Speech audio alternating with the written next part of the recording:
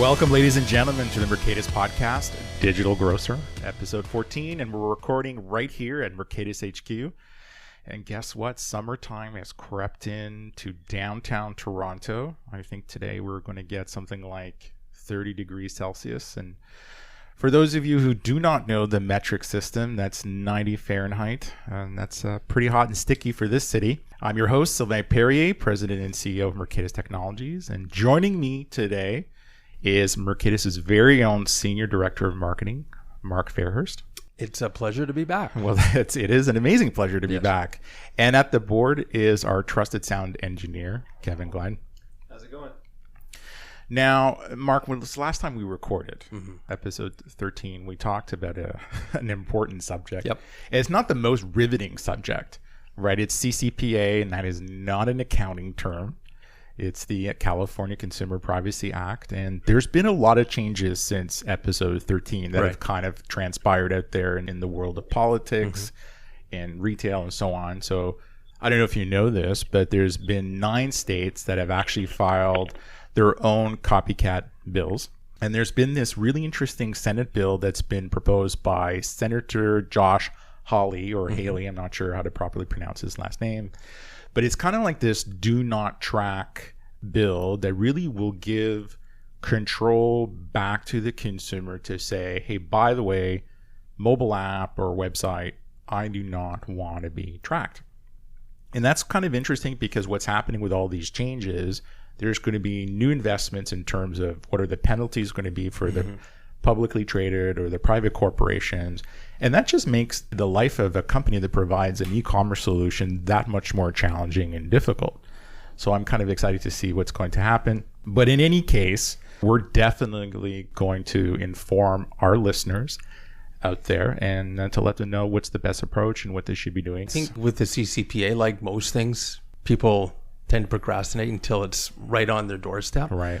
So as I think the calendar looms in the January 2020, the interest in this topic will increase enormously. Well, there'll be a mad scramble. Absolutely. Right. I think there are certain retailers out there today that I think are still not complying on the whole Visa, Amex kind of type of thing where you have to be secure and so on and so on and so on. So stay tuned. But, CCPA aside, there's been a tremendous amount of developments out there in the industry. And one thing a couple of weeks ago, I think it was mid-June, really caught my attention. And it was this video posted up on YouTube from Kevin Coop over at Morning Newsbeat. Yeah, Morning Newsbeat, which was really interesting. And he was kind of talking about the subject, just was riveting. Even the title of the video was, the whole idea of data being weaponized. And Kevin went on in his video, he was interviewing someone for a podcast at a trade show, if my memory serves me correctly. And how this Whole Food shopper using the Instacart mobile app, and we all know today that because Whole Foods is owned by Amazon and they've been unceremoniously delisted, they decided to remove themselves from the whole Instacart mobile experience and likely the marketplace online as well. That this individual specifically, according to Kevin, received an email from Instacart calling out, hey, here are the items that you've historically purchased with us with Whole Foods through the Instacart marketplace. Hey, by the way, just so you know, these items are equally available from other retailers that are on the marketplace. And, that's kind of surprising considering that, there's been debate out there in the industry of, well, who owns the data? What can and can't be done? The whole notion of the brand, who controls the brand? Right. And so on. And then, when I listened to the video, then I clicked on the associated link back to Kevin's website. And then, by scrolling through the whole written aspect of the post, there was mention of this very interesting report that was prepared by Barclays Equity Investment. And it was titled Dissecting the Instacart Addiction. It's a great title. It's an addiction. And, drugs are bad things, as Nancy Reagan used to say, right? Just say no. And so we felt that it was important that for our audience and our retailers and the potential retailers that we may be working with someday, that we shed light on this report. And so we've decided on our show today to invite the principal author to speak about this. And she's comfortably sitting in her office at Barclays in New York City. Her name is Karen Short. Karen is the managing director at Barclays Investment Bank. She's a former Toronto native, but more so a New York native now. She's lived in New York longer than she has in Toronto. And prior to being at Barclays, she was managing director at Deutsche Bank. And before that, she was at Bank of Montreal. Karen, welcome to our podcast, Digital Grocer. Thanks very much for having me. Well, it's a pleasure having you. So let's just dive in. So can you share the reasons why your team decided to write this report? Yeah, I think several reasons. I think what, you saw obviously post that D-Day, I guess, was some people in the food retail industry would call it, when Amazon announced they were buying Whole Foods. The first reaction for everybody in the industry was, Instacart's toast, basically. And then as the evolution of the Amazon Whole Foods acquisition kind of transpired, what ended up happening was that Instacart was just a lifesaver for many food retailers in the country. So, the assumption that this whole acquisition would kill Instacart turned out to be, categorically false. And in fact, the exact opposite happened. And Instacart became the only solution for many retailers in the United States. And it just seemed to me, as I observe all the differences in terms of the strategies all these retailers are taking in terms of how they use Instacart, that the power is building with Instacart as opposed to the retailers. But as Instacart continues to develop stronger and stronger relationships with the customer starts thinking of Instacart as their provider, not the actual food retailer. And that becomes a very dangerous situation to be in my view, if you're a food retailer, especially food retailer with limited differentiation. So what we wanted to do, though, was prove that. And so that required a survey. And we did this extensive survey, customer survey across the United States, to gauge what the customer, perspective on what Instacart was. And the data and the survey was overwhelmingly positive for Instacart. That's amazing. And now, in your research, is Instacart a good strategic fit for the retailers out there? From my perspective, no, but I also don't know that many retailers don't have a choice. So, and when I say no, first of all, it's a great, instantaneous solution, because it, developing the infrastructure for all these food retailers is extremely costly and, time consuming. And retailers, I think food retailers have been in complete and utter denial that the customer behavior was changing. So they don't have any of the infrastructure, and they haven't put any of the cost and time allocation towards it. So obviously Instacart, given its name, provides an instant solution. So that's great, because if you're a food retailer, you're just seeing the data and saying, oh, my e-commerce sales are growing at X percent or whatever the number may be. But depending on what your structure is with Instacart, you're losing money on every single transaction that takes place through Instacart. And again, that's not across the board, because different retailers have different structures with Instacart. So that's not a blanket statement, but put it this way, if you're a retailer and your prices in your store are the same as the Instacart pricing, then that implies that you are paying Instacart a fee, because it's not coming through a markup on the product. Instacart's not getting paid through a markup on the product. You're paying Instacart a fee to have price parity. So you're losing money on every single ticket. And more importantly, the reason it was an instant solution, but longer term, the bigger and bigger Instacart gets, the less control you as the retailer have. And so you lose the control with the customer, you lose the customer data, or in a best case scenario, you're just sharing the data, but Instacart has data, and you've basically delayed, addressing a problem that you're going to have to address.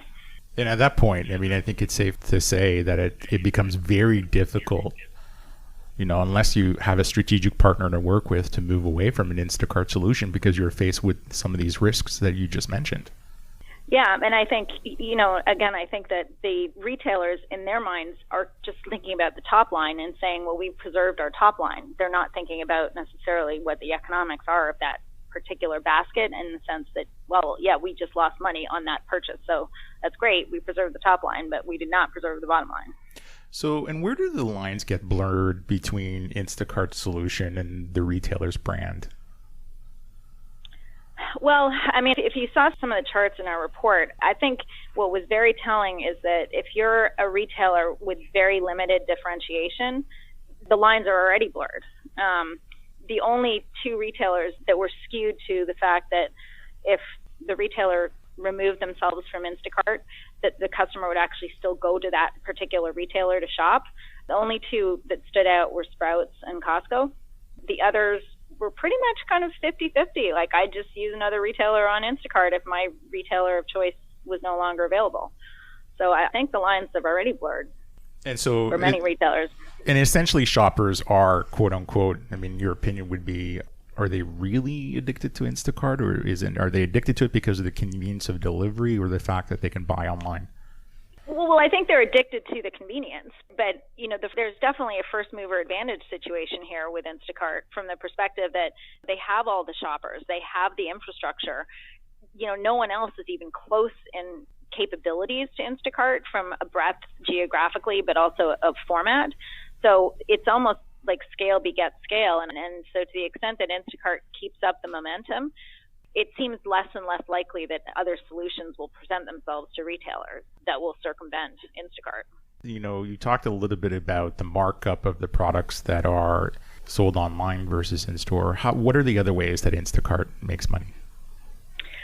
Put it in perspective. So different retailers, so say a Costco, a Costco has engaged with Instacart and has said, like, we're not subsidizing anything. We'll figure out what makes sense from a markup perspective. So they've come to some agreement on what the actual markup would be. If I go to if I go to Costco's website and I use the Instacart portal, but through Costco, and I'm a member, I'm going to get a certain percent markup on the product to have the product delivered. Costco is completely agnostic. The customer pays everything. The customer pays the markup. The customer pays the delivery fee, et cetera, et cetera. So in that scenario, there's a markup situation. In other scenarios, the retailer, if they insist on price parity, they will basically agree to what the fee should be. So, it could be like somewhere between, I've heard anywhere from 5 to 9% markup, depending on the retailer. Percent fee paid to Instacart from the retailer, if that's what the strategy is. Obviously, there's a vendor dollar component. You were just talking about this in terms of the ability Instacart will have to provide customer data to the vendors, but also help sell products specifically and targeted to customers. And then there's soft dollar support, because if you're smaller, if you're any retailer, you don't have time or inclination to take images of every, all 50,000 SKUs in your store. So there's a soft dollar setup support process that they would also make money off of. And then obviously there's delivery fees and service fees. So in the case of the vendor dollars, because historically, I think the audience would know that trade and co-op dollars are to a certain extent extremely important to the grocery retailers that are out there today. And so if Instacart's getting those dollars, is there any evidence that they're co-sharing those dollars back out with their retail partners?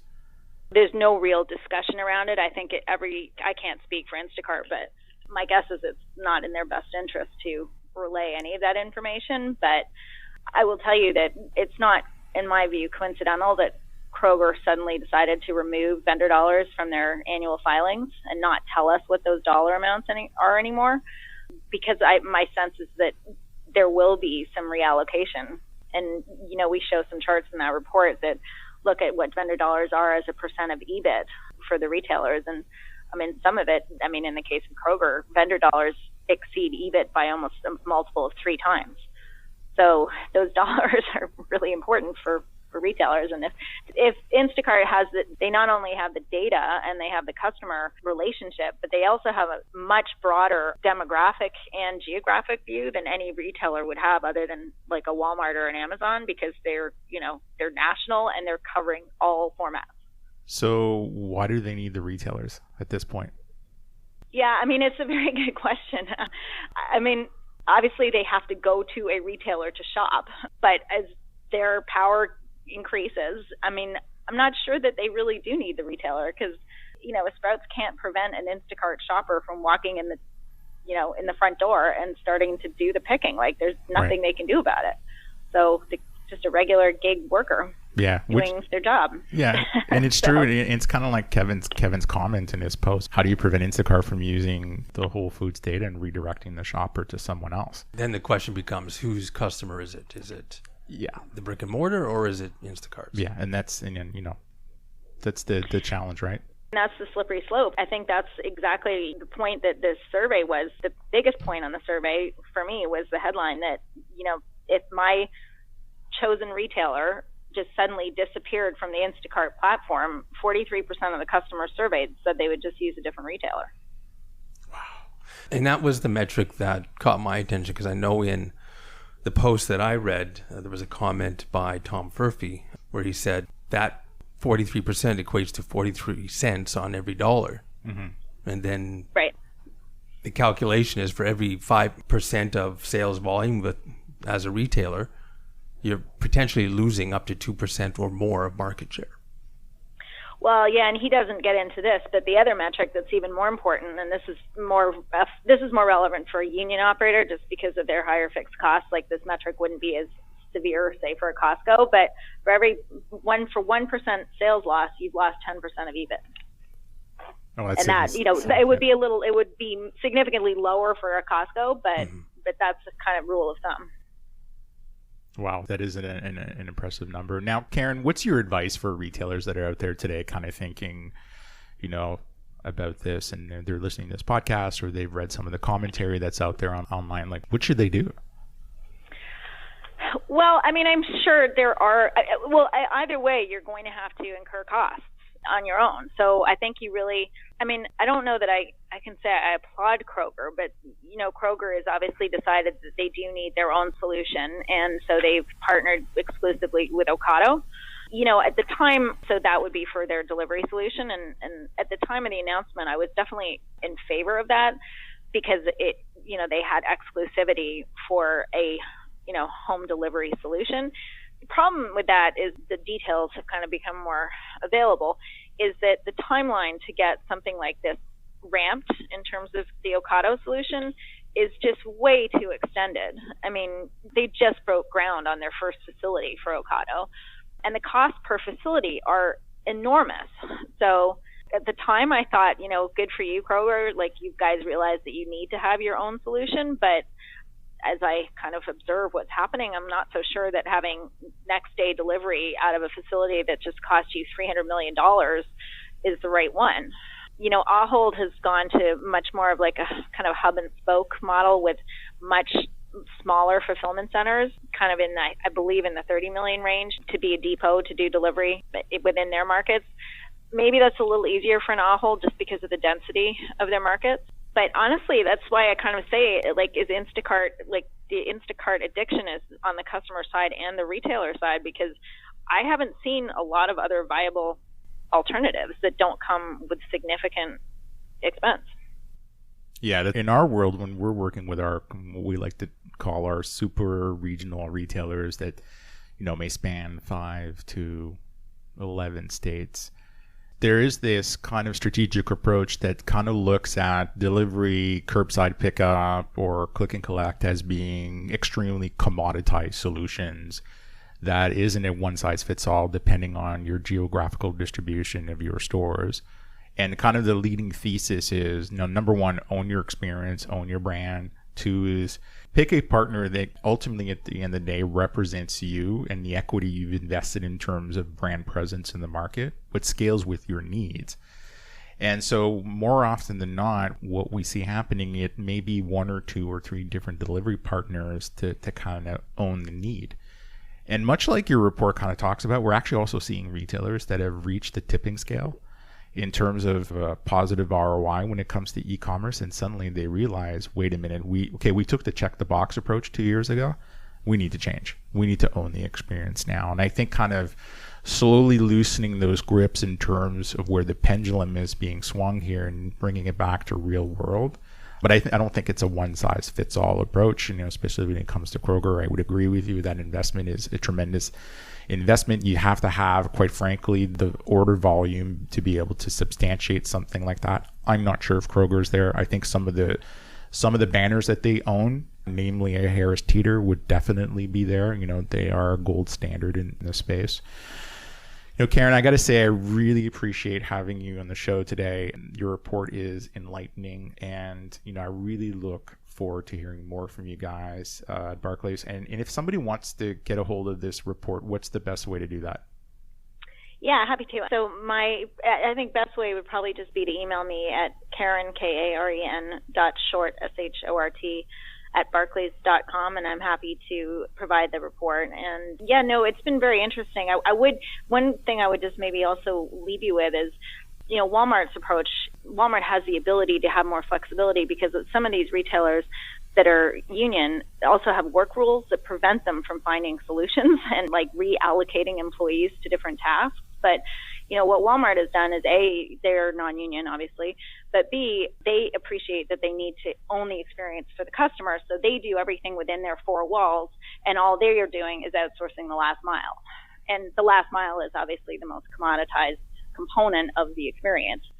So that's another angle, I guess, you could take if it's an easier solution, but that's not available to a lot of retailers just because of work rule restrictions. Yeah, absolutely. And there was a great article yesterday from Walmart Canada's CEO who have partnered with their building developer, Penguin Pickup. Yeah, and so the developer owned by, I can't remember the name of the family here in Toronto, they basically run the real estate for all of Walmart Canada. They've created on-site facilities, and they were kind of singing praises about it. And I think we'll be sharing that across on LinkedIn. Yep. So ladies and gentlemen, thank you for listening. Don't forget to download our next episode where I'm sure we're going to be tackling another amazing subject. And Mark, how do people get a hold of us? The usual way, it's www.mercatus.com. Our social channels are listed in the footer of our webpage. That's at Mercatus Tech on Twitter or via email at info@mercatus.com. Thank you, everyone.